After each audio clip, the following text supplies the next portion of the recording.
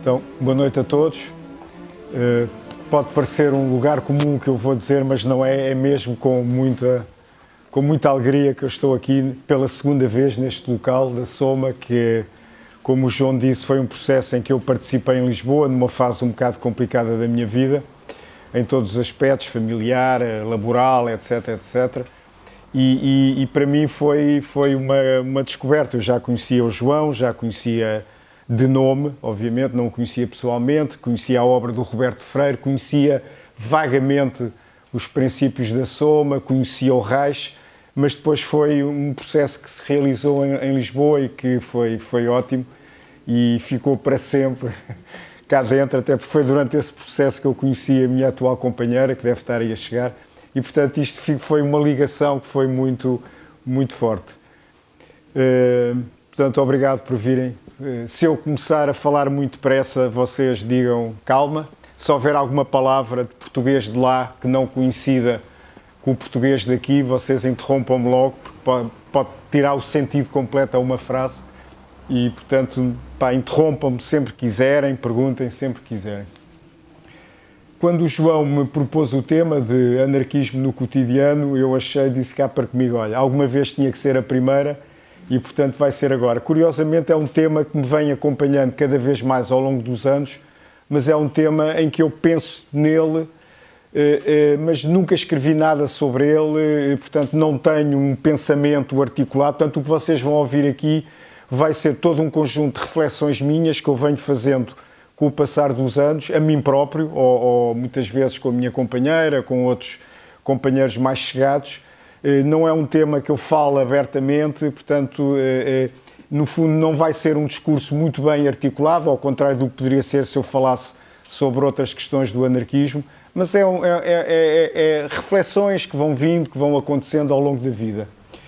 E porquê? E porque isto é uma questão que, se vocês conhecerem a história do anarquismo em Portugal, portanto, o anarquismo em Portugal há muitos anos foi uma força dominante, ou que teve um papel muito ativo na sociedade portuguesa, seja ao nível social, portanto, de bairros, grupos anarquistas, revistas, jornais, fosse também ao nível sindical. Portanto, em Portugal houve uma central sindical anarcossindicalista forte, houve um jornal, A Batalha, que curiosamente, que era o porta-voz dessa central, e que, curiosamente, num país na altura, estamos a falar de 1919, portanto, num país em que na altura teria cerca de 25% de analfabetos,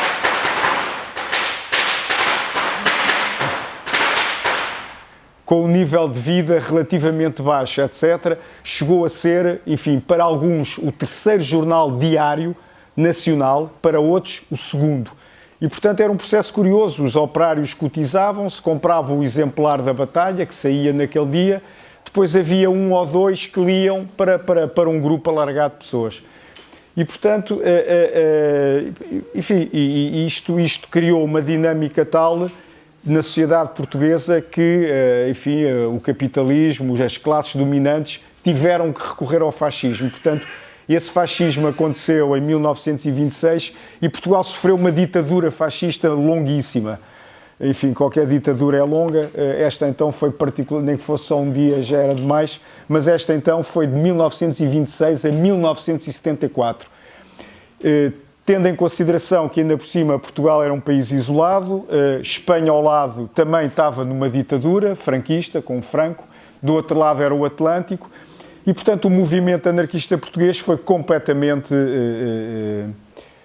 desapareceu completamente da sociedade, da memória coletiva, ao contrário do que aconteceu em Espanha, em que muitos anarquistas, centenas deles, atravessaram a fronteira para o outro lado e depois puderam ir mantendo, à custa de muito sacrifício e de muitas mortes, mas conseguiram manter este vai-vem entre a França e a Espanha. Em Portugal isso não era possível, porque de um lado era o mar, do outro lado atravessava-se a fronteira, Espanha, outra ditadura. Portanto, os anarquistas portugueses que fugiam, ou fugiam para a França e já era muito longe, ou então fugiam para o Brasil, onde era ainda mais longe. E, portanto, paralelamente havia um Partido Comunista muito apoiado por Moscovo e, aos poucos, o Partido Comunista foi substituindo o anarquismo nesta luta antifascista. Em 1974 o anarquismo regressa e eu, nessa altura, enfim, muito jovem, tive o privilégio de conhecer muitos anarquistas. Nós chamávamos curiosamente os velhotes, portanto que eram pessoas com 70 e tal anos, 80 e tal anos. Muitos deles tinham mesmo conseguido sobreviver ao Tarrafal, que foi um campo de concentração criado pelo ditador, por Salazar, em Cabo Verde, portanto mesmo feito para matar as pessoas. Aliás, o médico do campo dizia: eu não estou aqui para vos curar, estou aqui para passar certidões de óbito. Portanto, este era o objetivo, matar antifascistas que iam para lá. E, portanto, conheci alguns destes anarquistas, quase todos eles eram anarcossindicalistas. Um deles era um indivíduo que eu tenho muita saudade dele, que era a bondade em pessoa, era um homem bom, chamava-se Artur Modesto, sapateiro, autodidata, poeta, uma ingenuidade tremenda. E ele então dizia-me uma frase na altura que, eu na altura também não tinha muita... 17 anos, os meus conhecimentos de anarquismo eram como obviamente eram fraquíssimos, não é? E então também não tinha muita coragem para o questionar. Mas esta história que ele me contava, esta frase, ficou-me para sempre. Que ele dizia: companheiro Mário, isto de ser anarquista não é fácil. Isto, se calhar, ser anarquista até é a coisa mais difícil que há no mundo. Olha, eu, quando acordo, o meu grau de anarquismo é a 100%. Eu estou em casa, estou em minha casa, entre os meus livros, lavo-me, tomo um pequeno almoço, sou anarquista a 100%. Depois deixo, vou para a rua, começo a interagir com as pessoas, começo a ter que lidar com organismos do Estado, etc. E o meu grau de anarquismo vai baixando. Depois, quando ao fim da tarde venho aqui à sede da Batalha, porque entretanto o jornal A Batalha reapareceu em 1974, com um coletivo redatorial que eram alguns desses velhotes e jovens como eu na altura. E, portanto, eu, quando estou aqui, no meio dos companheiros, aqui, o meu anarquismo sobe outra vez. E depois, lá em casa, é que volta novamente aos 100%. Isto achava, mas então, porque é que será que ele deixa de ser anarquista quando vai para a rua? E depois, com o passar dos anos, esta história fui matutando cada vez mais nesta história. E, na realidade, a realidade é mesmo esta. Quer dizer, o anarquista vive ano após ano, dia após dia, mês após mês, submerso numa sociedade com a qual ele não concorda, contra a qual ele luta, mas que não consegue fugir dela. Portanto, não há nenhum país anarquista, entre aspas, claro, não há nenhum sítio por onde o anarquista possa ir recarregar baterias e depois voltar a Lisboa ou ao Rio de Janeiro, etc. E, portanto, nós estamos constantemente a ser agredidos, constantemente a ser alvo de mensagens autoritárias, de atitudes autoritárias. Como é que lidamos com isto? É um bocado isto que eu vou aqui falar sobre vocês. Portanto, o texto que o João publicou para publicitar este evento fala da parte, digamos, que eu considero brilhante, não é? do anarquismo no cotidiano. Sobretudo há aqui uma parte que eu leio: a vivência libertária acontece na construção de uma nova ética nas relações pessoais e sociais, em que a dominação seja substituída pela solidariedade. Isto tem que ser feito não no futuro, quando o autoritarismo acabar, mas sim a partir de agora, no dia-a-dia das pessoas. Qualquer mudança na sociedade só é possível se for feita de baixo para cima, nunca ao contrário, imposta por um governo, mesmo que este se autodenomine socialista. Portanto, isto para mim é perfeito. Agora, para conseguirmos isto, obviamente nós temos imensas dificuldades com as quais nós temos que enfrentar, com as quais nos vamos defrontando no dia-a-dia. E, portanto, é um bocado sobre isto que eu gostaria de falar, estas dificuldades que muitas vezes se transformam em contradições. Nós próprios, às vezes, temos contradições no lidar com as pessoas no nosso dia-a-dia, devido a toda esta submersão que nós temos nesta sociedade com a qual nós não gostamos.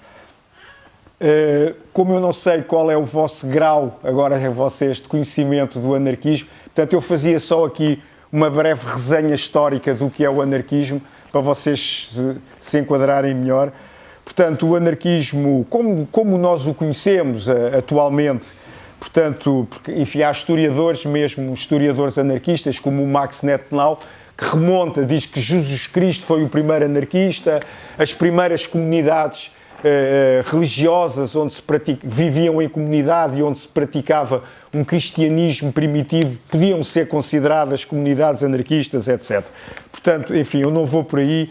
O anarquismo, como nós o conhecemos atualmente, é um produto do século XIX. Portanto, inícios do século XIX, aparecem os precursores, de uma forma resumida, que eu considero os socialistas utópicos. Portanto, Fourier, Owen, pessoas que tentaram criar, desenhar e mesmo pôr em prática cidades perfeitas, comunidades perfeitas, e sejam elas comunidades urbanas, agrícolas, um misto de agrícolas e industriais. Portanto, e quando eu digo desenhar, digo mesmo desenhar, porque Fourier desenhava comunidades às quais ele chamou os falangstérios, provavelmente vocês já terão ouvido falar, onde ele desenhava mesmo tudo. Portanto, aqui tem que ficar o banheiro, aqui é o quarto 3 por 3 metros, aqui é a parte agrícola. Portanto, o que no fundo, este falangstério ideal, feito desta forma, também era um bocado autoritário, porque se impunha às pessoas.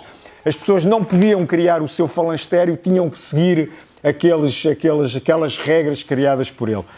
E, portanto, isto é um bocado aquilo que uma sociedade ideal, no fundo, também é um bocado autoritária, porque se nós estamos a priori a definir o que vai ser a sociedade anarquista do futuro, também não é bom. Quer dizer, nós temos que deixar que sejam as pessoas da altura a criar aquilo que seja a sociedade anarquista que eles queiram que tenha que ser na altura. Obviamente que há determinadas premissas que são fundamentais: ser contra o capitalista, ser contra o capitalismo, ser uma sociedade federada a partir de baixo, não de cima para baixo, mas de baixo para cima, autogerida, onde as relações de produção não tenham o lucro como sua expressão final, a ganância, o dinheiro, mas sim uma autogestão, uma solidariedade, uma federação entre as diversas comunas, etc. E, portanto, há muitas definições do anarquismo. Há muitas pessoas que dizem que o anarquismo é uma ideologia, para outros é uma forma de estar na vida, é uma prática. No fundo, o anarquismo, para mim, não é nada disto e é isto tudo ao mesmo tempo. Depois destes socialistas utópicos, apareceu finalmente a primeira pessoa que, 1805, 1869, é um francês, Pierre-Joseph Proudhon, filósofo, economista, chegou a ser deputado, mas por muito pouco tempo, que criou, enfim, pela primeira vez, ele diz que, considerando isto, eu sou um anarquista. Portanto, a palavra é utilizada pela primeira vez, enfim, que se saiba, não é? E onde ele faz ainda, enfim, é um anarquismo muito embrionário, mutualista. Estamos na altura em que o capitalismo está em força a entrar numa sociedade global e não há leis sindicais, não há leis laborais, não há segurança social. E, portanto, os operários juntavam-se em sociedades de socorros mútuos, de ajuda mútua. Portanto, é este tipo de anarquismo inicial, o mutualismo, onde às vezes havia patrões que também participavam, uns por filantropia, outros por oportunismo, participavam nestas sociedades. E depois vem Malatesta. Malatesta é efetivamente onde o anarquismo se assume como um corpo de ideias, e é, digamos, a modernidade. Há um separar das águas, sobretudo em relação ao marxismo. Bakunin e Marx são duas figuras absolutamente antagónicas. Bakunin é um homem da ação, é um homem que não escreve muito no sentido de ter uma obra consistente. Ele escreve a partir de cartas, ele escreve cartas para os companheiros italianos, com recomendações, com conselhos, entusiasma-se, e de uma carta de 2 páginas aparece uma brochura de 10. E, portanto, mas não tem um pensamento consistente. É um homem da ação, é um homem, enfim, como eu digo, gosta do odor da pólvora e da barricada. Ao contrário de Marx, que é um rato de gabinete, nunca participou em nada, é um indivíduo, um político, no fundo, na sua pior acessão, não é? Que difama, dá facadas nas costas se for preciso para conseguir os seus objetivos, consegue fazer os anarquistas, ou os bakuninistas nesta fase, serem expulsos da Primeira Internacional através de intriga política, diz que não disse, etc, etc. E, portanto, há aqui claramente, de um lado, um socialismo autoritário, científico, centralizado, e, do outro lado, um socialismo anti-autoritário, libertário, na sua expressão, representado por Bakunin, onde há toda uma concepção diferente de sociedade. De um lado está uma corrente de ideias que acha que é possível acabar com o Estado aqui e agora, indo mudando a sociedade. Do outro lado, há uma corrente que também quer acabar com o Estado, mas lá longe, e, entretanto, tem que se passar pela ditadura do proletariado, pela ditadura do Partido Único, etc. Enfim, e nós vimos, com o desenrolar da história, o que é que deu, não é? O que é que deu a ditadura do proletariado, o que é que deu os regimes de Partido Único. E, portanto, depois de Bakunin vem toda uma série de fundadores, Kropotkin, Reclus, Louis Michel, etc., que vão aos poucos criando a base teórica da prática. Sempre, o anarquismo tem sempre pensamento e ação. E com o passar dos anos, portanto, há uma segunda vaga de militantes que aparece, que fazem a primeira transição para uma fase mais moderna, já pós-Primeira Guerra Mundial, Malatesta, Emma Goldman, uma americana que é extremamente interessante, muito pouco conhecida na Europa, Voltairine de Cleyre, e toda uma série de anarquistas, Landauer, o alemão, etc. O anarquismo começa, portanto, há aqui duas situações que vão quebrar este movimento ascensional. De um lado é a Primeira Grande Guerra, e a Primeira Grande Guerra produziu uma primeira fratura no movimento anarquista a nível internacional. Portanto, a posição tradicional do anarquismo era não à guerra, antimilitarismo puro e duro, e, portanto, só que, enfim, com o passar do tempo, verificou-se que essa revolução internacional estava longe de acontecer. Portanto, há um primeiro manifesto assinado por Malatesta e por uma série de militantes, Emma Goldman, estes que eu disse, onde reiteram a posição anarquista do não à guerra, não ao militarismo, mas, ao mesmo tempo, Kropotkin e outros publicaram um outro manifesto onde diziam que, enfim, a guerra está lançada e, portanto, entre, de um lado, estas democracias ocidentais, como a França e a Inglaterra, e do outro lado temos o militarismo prussiano, portanto, mais vale que sejam os aliados a ganhar a guerra. Portanto, isto deu muita discussão, estas polémicas alastraram-se ao movimento anarquista português, ao movimento anarquista italiano, ao movimento anarquista espanhol, etc., etc., e causa a primeira fratura. O segundo facto é a Revolução Russa de 1917. Os anarquistas olham para a Revolução Russa de 1917 e muitos deles acreditam que aquela é a revolução que eles estavam a tentar fazer ao longo deste tempo todo, desde meados do século anterior. E, portanto, há um aderir espontâneo de muitos anarquistas à Revolução Russa, convencidos que os sovietes, a decisão assembleária de toda a gente, etc., era isto que nós estávamos a lutar. E, portanto, quando começam a aparecer as primeiras notícias de que afinal aquilo não era bem assim, há toda uma deriva autoritária, há um controle absoluto do Partido Bolchevista sobre a Revolução Russa. Portanto, houve muitos anarquistas que, enfim, viram o disparate, enfim, que tinham feito, os erros cometidos, voltaram ao anarquismo, mas muitos já estavam de tal maneira empenhados naquele movimento e muitos já tinham criado partidos maximalistas, etc., que já esse regresso já não foi possível e deu origem a partidos comunistas. Partidos comunistas que tinham um apoio financeiro fortíssimo de Moscovo. E aos poucos esses partidos comunistas foram substituindo o movimento anarquista. entra-se numa altura de muitas ditaduras, na Europa, em Portugal, na Itália, na Alemanha, em Espanha, e portanto que é o recurso do capitalismo. O capitalismo sente-se ameaçado por este cavalgar do anarquismo, recorre a ditaduras e depois entra-se nesta situação em que de um lado está o movimento anarquista, do outro lado estão os partidos comunistas.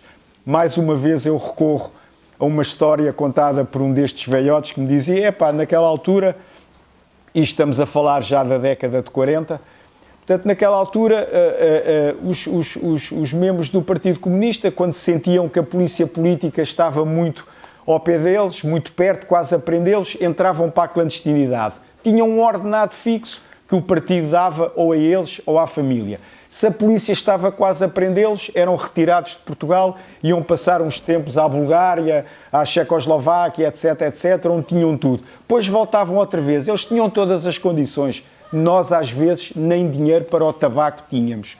Portanto, esta correlação de forças era extremamente desigual. Isto acabou, com o anarquismo em Portugal a ser completamente apagado da memória histórica e noutros países também.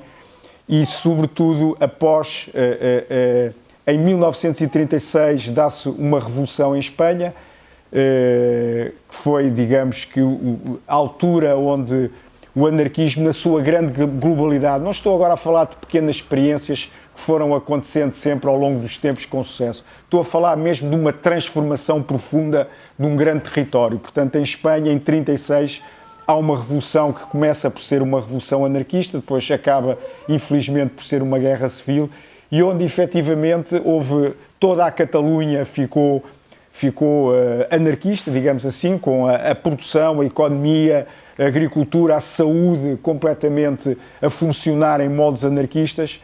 Aragão e outras grandes regiões de Espanha, mais uma vez os anarquistas não tinham apoio de nada, enquanto que os fascistas tinham o apoio da Alemanha, de Itália, etc.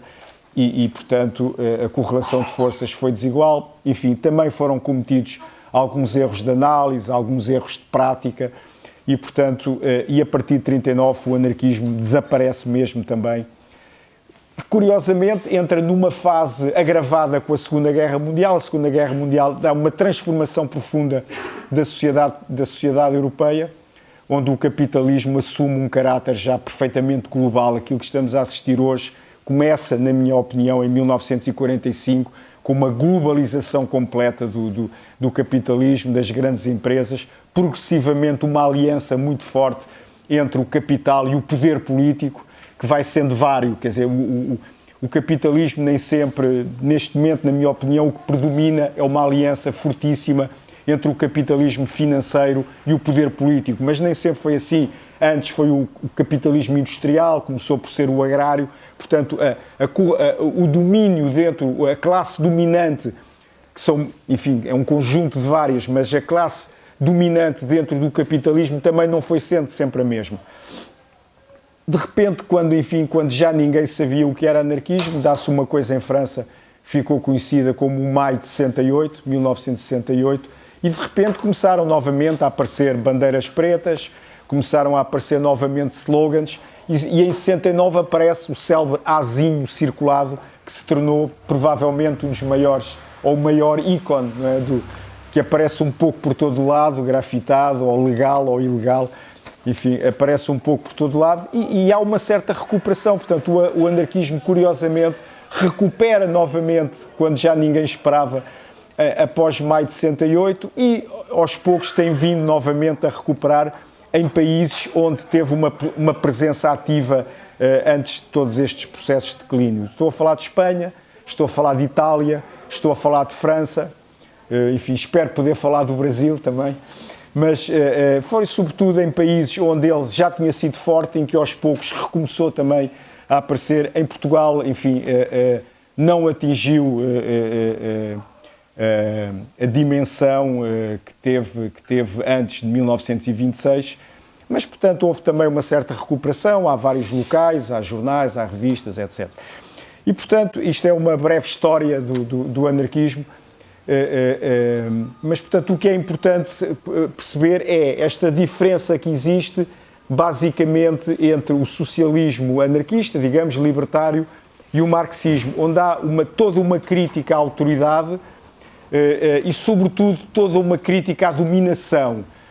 Poder, autoridade, muitas vezes utilizamos as expressões poder, autoridade, domínio ou dominação como sinónimos. Efetivamente, em certo rigor, não é. O poder pode ser neutro, a autoridade pode ser neutra, nem sempre necessariamente poder é pejorativo ou tem uma carga negativa. A autoridade também nem sempre necessariamente é negativa. Dominação, não. Dominação é efetivamente uma palavra contra a qual nós temos que lutar e que está sempre presente em todos os nossos atos, inclusivamente muitas vezes dentro de nós próprios e dentro mesmo de grupos anarquistas onde era suposto não haver. Isto porquê? Isto vamos entrar agora nos tais problemas. Portanto, este parágrafo que eu li do texto do João é, digamos, aquilo que tem que ser feito, mas o que eu gostava mais de falar com vocês é precisamente todas estas contradições em que nós estamos envolvidos, todas estas contradições que derivam problemas, que deriva do facto de nós estarmos mergulhados nesta sociedade com a qual nós não temos nada em comum, mas na qual nós temos que viver. E voltando, se vocês recordam a história que eu contei no início, do Artur Modesto, da capacidade dele de ser, obviamente que ele não deixava de ser anarquista por ter que frequentar um organismo público ou por ter que falar com uma pessoa que era autoritária, etc, etc. Agora, o que ele tinha era de lidar com essa situação de uma forma que muitas vezes nós não conseguimos e com as quais ele não perde o seu anarquismo, mas a capacidade que ele tem de dialogar e de tentar ser anarquista diminui substancialmente.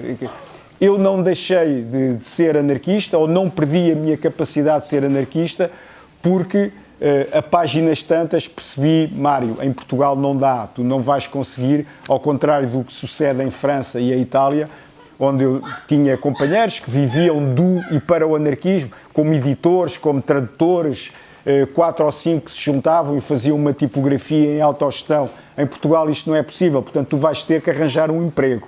Pronto. E comecei a trabalhar numa empresa que na altura era pública. Depois passou a ser privada, mas sendo pública ou privada é exatamente a mesma coisa. Há um conselho de administração, há diretores, há colegas que querem fazer carreira e, portanto, não têm problemas nenhuns em dar a facada nas costas do colega para serem eles a... E, portanto, eu tinha que eu não deixava de ser anarquista, mas, ao mesmo tempo, tive que fazer isto. O João não deixa de ser anarquista porque, muitas vezes, tem que lidar na soma com pessoas que são de direita. Portanto, o que ele faz é, obviamente, tem que transmitir a mensagem.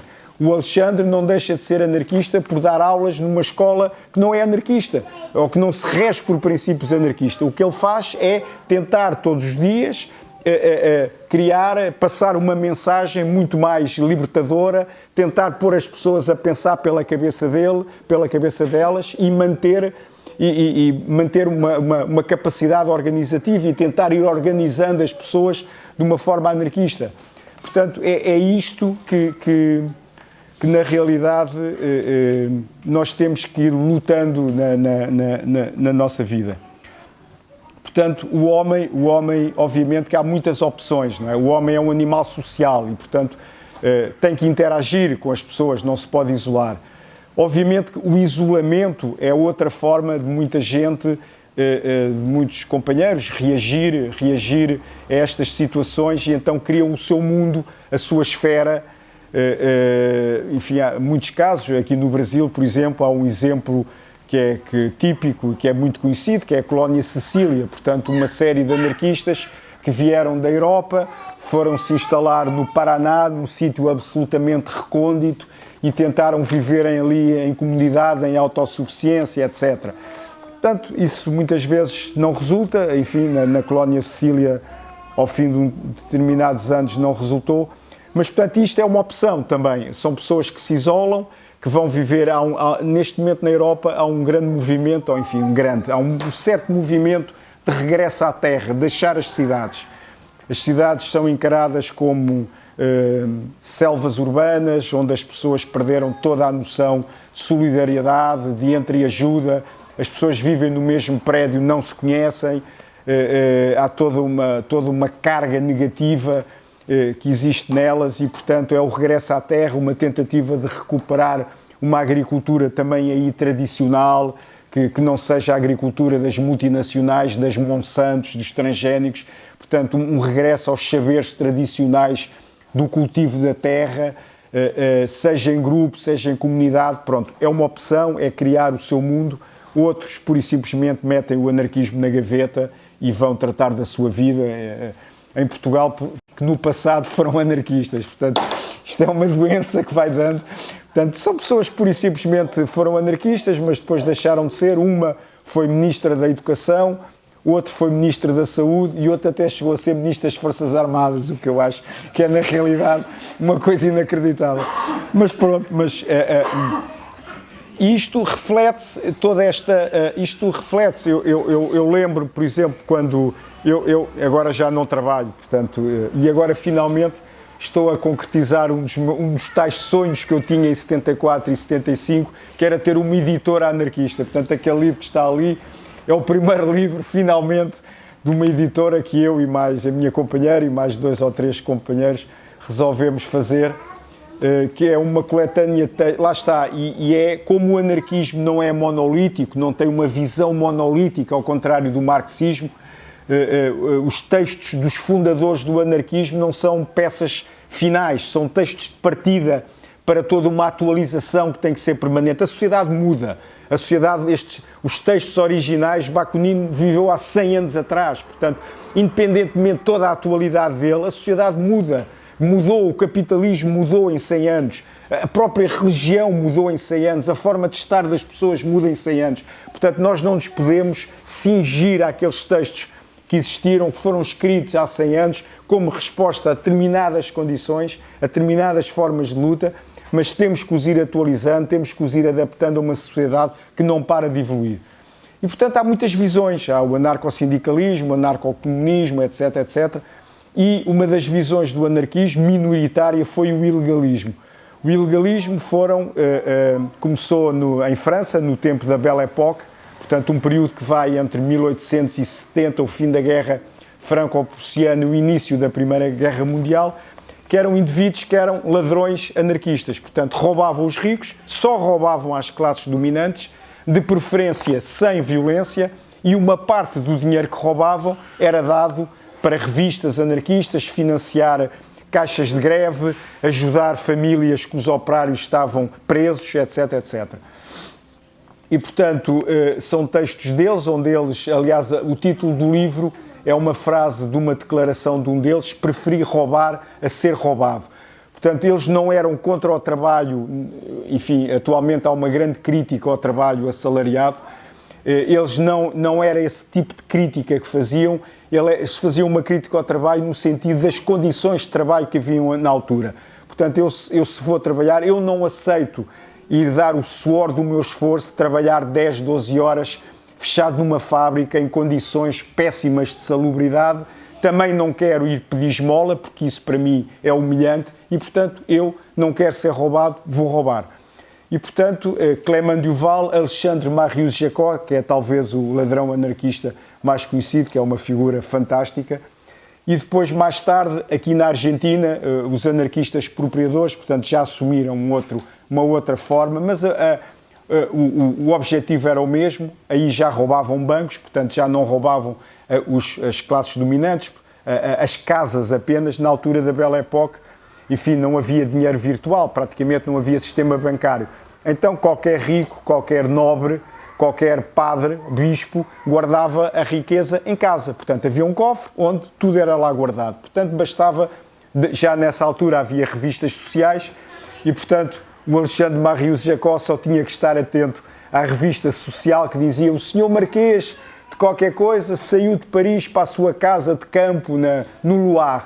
Portanto, se ele saiu de Paris, a mansão em que ele vive em Paris está vazia, vamos lá fazer-lhe uma visita. Portanto, tinham todo o tempo do mundo para chegar lá com o pé de cabra, arrombar o cofre, roubar e vir embora. Enfim, mais uma vez, a sociedade muda, o capitalismo muda e em 1920, 1930, na Argentina, já a situação é diferente, já há bancos e, portanto, os anarquistas expropriadores na Argentina já assaltavam bancos para financiar, sobretudo, fugas de presos, financiar a luta contra o fascismo italiano na Argentina. São as duas figuras, a Miguel Arcángel Rocinha e Severino de Giovanni, que são, enfim, os mais conhecidos. Portanto, é um livro que não temos que ser um especialista de anarquismo para o poder ler, porque é um livro com pesquisa histórica, com notas e, enfim, para quem se interessar pelo tema, penso que é um livro interessante para ver esta outra visão do anarquismo. O segundo livro também vai ser sobre um outro grupo que pouca gente conhece. Curiosamente, é um grupo francês da década de 80 que se chamou Os Cangaceiros. Editou 3 números de uma revista, também chamada Os Cangaceiros. Foi um grupo que atuou sobretudo a nível da luta contra as prisões. Andou por Inglaterra no tempo da luta dos mineiros, da Margaret Thatcher. Andou por Espanha, nas Astúrias, também pelos mineiros, mas foi sobretudo em França numa luta anticarcerária que eles desenvolveram as suas ações mais conhecidas e, portanto, também é um conjunto de textos, mas esse há de sair lá para outubro. E, portanto, nós temos aqui situações na nossa vida cotidiana onde muitas vezes nós não conseguimos ser anarquistas, por muito que isso nos custe, etc. Eu, como digo, tive de trabalhar e então, muitas vezes, sobretudo, a empresa depois passou de pública à privada e, sobretudo, nesta última fase em que estão, enfim, o paradigma está a chegar ao Brasil, em Portugal já foi nestes últimos anos, sobretudo com o governo anterior, em que a arrogância, o ataque sistemático a leis laborais, o ataque sistemático a todas as regalias que os trabalhadores lutaram muito para ter uma saúde, educação, etc. Portanto, tudo isso está a ser atacado pelo Estado, em consonância com o capitalismo, que quer privatizar quer que o Estado seja reduzido ao mínimo para poder ter todas essas mais áreas para investir, para lucrar. E, portanto, a arrogância patronal em Portugal atingiu níveis, na realidade, incalculáveis, onde o próprio primeiro-ministro da altura dizia: se vocês não estão contentes, imigrem. Isto foi mais ou menos há 5 anos, quando eu cá estive. E, portanto, havia toda uma cultura vocês no Sul trabalham pouco, não fazem nada, não poupam, só gastam. Portanto, toda esta cultura que vinha da Alemanha e dos países nórdicos e que aos poucos se foi impondo a povos como gregos, espanhóis, portugueses, italianos, mesmo franceses, sofreram toda esta mensagem. E, portanto, trabalhar na altura numa empresa onde havia um patrão que se dava ao luxo de nem se preocupar, porque tinha administradores e diretores para fazer esse trabalho. Portanto, não era fácil. E eu muitas vezes, quando saía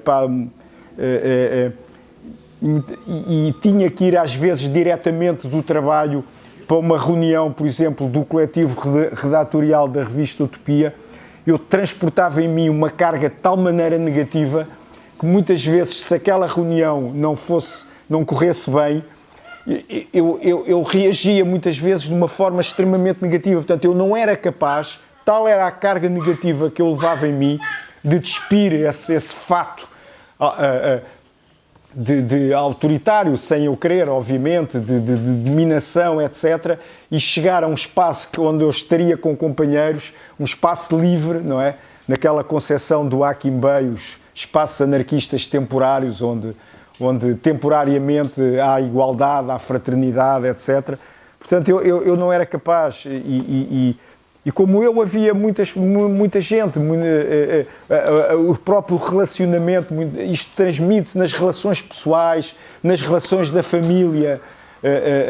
A pessoa chega à casa e já não tem paciência, muitas vezes, para estar com filhos numa perspectiva igualitária, tentar transmitir-lhes outras ideias que não sejam... A pessoa distanciava-se, afastava-se, este diálogo que era fundamental ter, eu não o conseguia ter. E portanto, isso às vezes vai-se refletindo na vida das pessoas. E eu fui sempre pensando muito nisto ao ao longo da vida, como, aliás, foi uma das coisas que eu disse muitas vezes na Soma, esta dificuldade muitas vezes que eu tinha de comunicar com pessoas que me estavam chegadas e com quem eu tinha a obrigação de conseguir estar numa boa, não é? Depois, relações de educação, por exemplo, ter filhos. E a pessoa, obviamente, quer transmitir uma educação libertária, tal, mas depois, uma educação libertária que é feita em casa, porque não há escolas libertárias, pelo menos em Portugal não há, não é?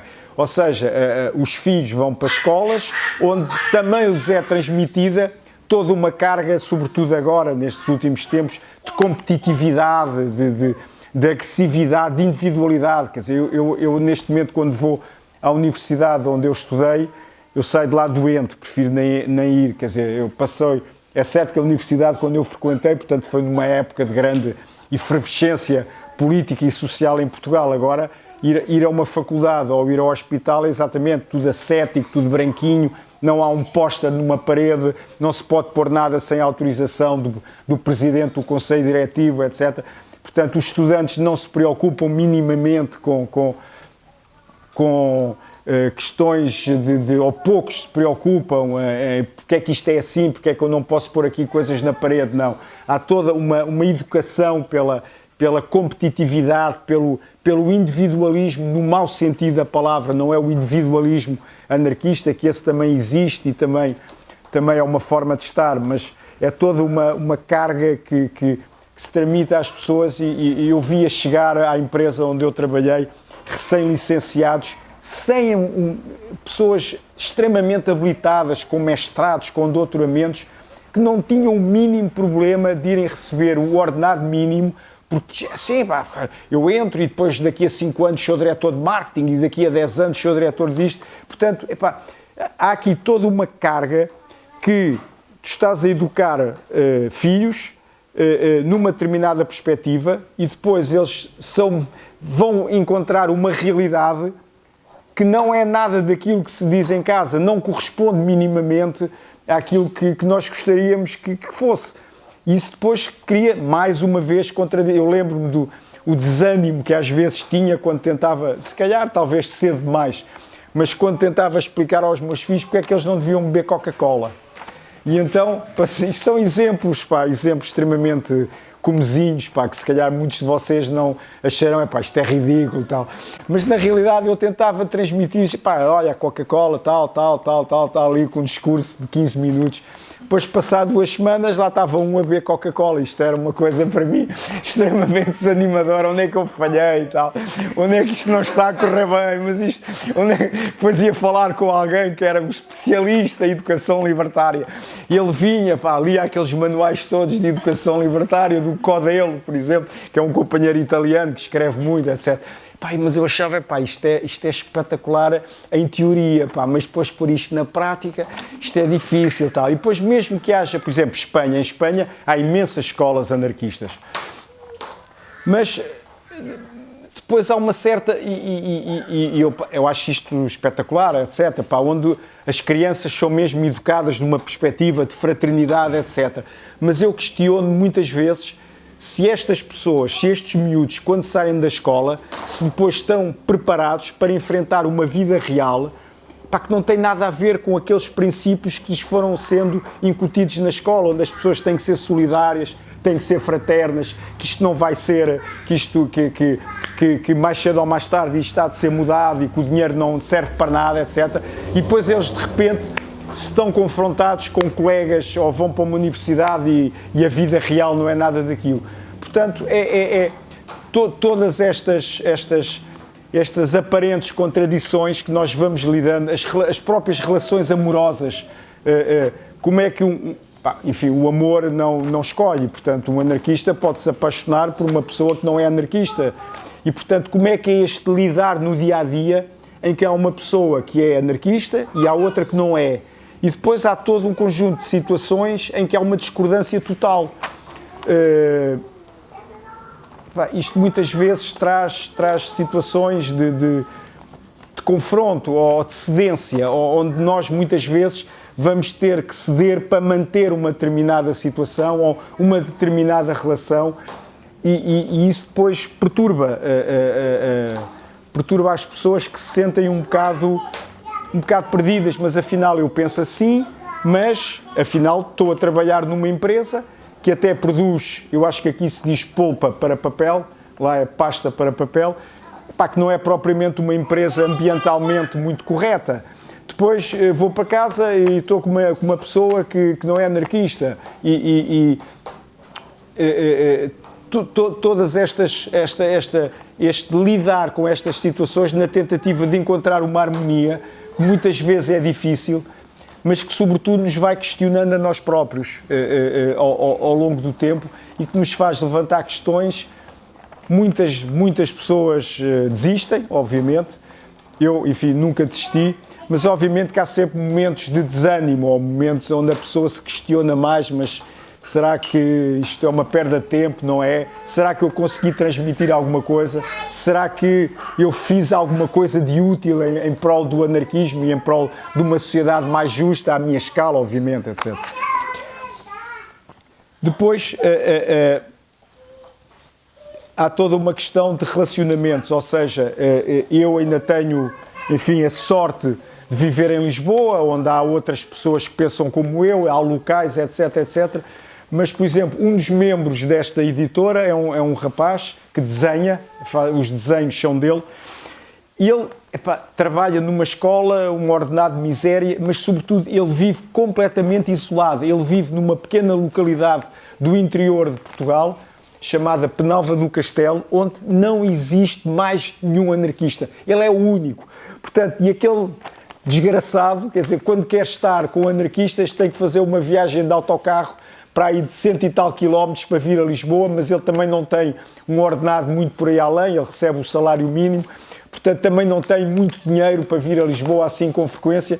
Portanto, aquele homem vive completamente sozinho, e eu tinha aqui uma nota sobre esta da construção da sociedade, do nosso dia-a-dia, etc. Mas como é que se constrói? Como é que se faz este processo de transformação se às vezes estamos isolados? Portanto, ele vive ali permanentemente numa sociedade onde ele é agredido de uma forma autoritária pelas outras pessoas, que muitas vezes até são amigos dele, mas têm atitudes absolutamente diferentes, machistas ou extremamente conservadoras, etc. Portanto, ele tem que lidar com aquelas situações dia após dia, onde eu acho que ele como é que ele consegue aguentar e manter-se fiel, portanto, a determinadas práticas e princípios anarquistas, mergulhado numa situação onde tudo lhe é adverso, tudo lhe é contrário, onde ele tenta fazer a divulgação das ideias, mas quando aparece alguém mais interessado, depois a vida tira-o de lá, ou vai para o Porto, ou vai para Lisboa, ou vai para Viseu, e portanto ele não consegue sequer criar ali, numa situação estável, um pequeno núcleo anarquista, portanto.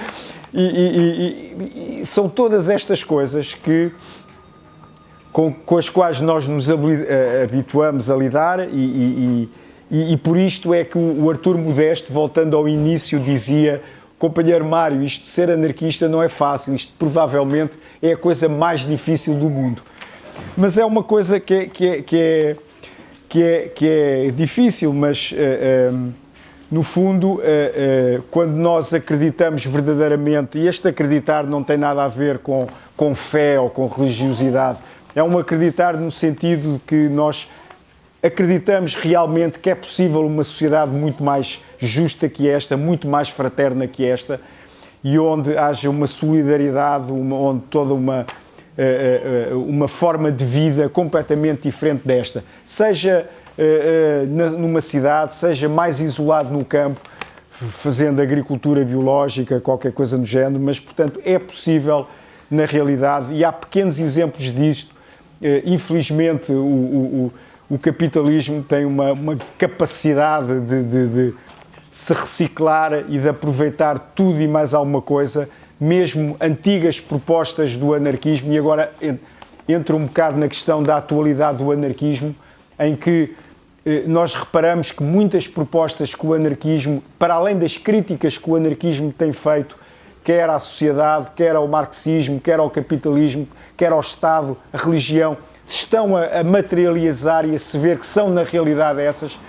Portanto, nós vemos que o capitalismo, além disso, tem reciclado muitas coisas que foi o anarquismo a propor. Eu estou a falar, por exemplo, das energias renováveis, energia nuclear não obrigado. Isto foi um slogan que correu pela Europa toda na década de 60, em que havia comunidades que já viviam da energia eólica, da energia solar, etc.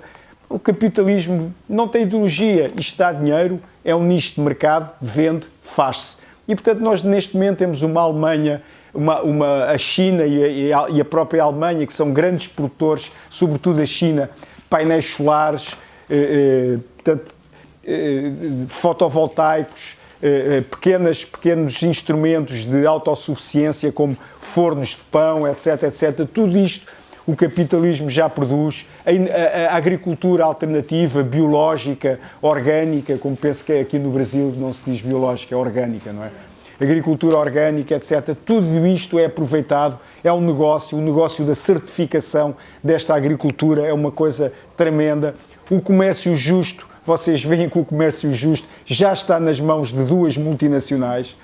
Pronto, obviamente que é melhor haver comércio justo do que não haver, do que haver, enfim, um exemplo brasileiro de haver os coronéis, mas das fazendas, etc. Mas o que é um facto é que é que o comércio justo está nas mãos de duas multinacionais. E ainda por cima, uma delas, a holandesa, o nome dela é o nome de um personagem anarquista de um livro de um escritor holandês, que é Multatuli, que escreveu sobre o colonialismo holandês na Indonésia, etc.